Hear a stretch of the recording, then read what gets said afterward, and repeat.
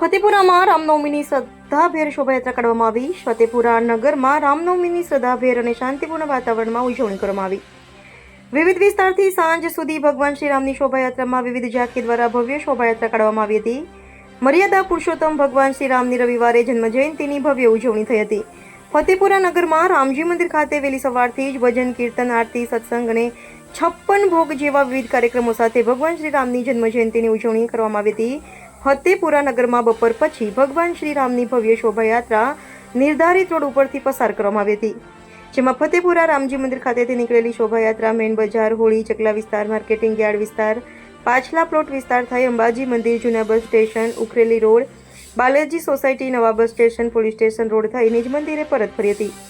આ શોભાયાત્રામાં વિવિધ ઝાંખીઓએ આકર્ષણ જમાવ્યું હતું. શોભાયાત્રામાં મોટી સંખ્યામાં લોકો ઉત્સાહભેર જોડાયા હતા. ભવ્ય શોભાયાત્રા ફતેપુરા નગરમાં આકર્ષણ જમાવ્યું હતું. 1 કિલોમીટર સુધી નીકળેલી આ ભવ્ય શોભાયાત્રામાં માનવ મેરામણ મોટી સંખ્યામાં ઉમટી પડ્યો હતો.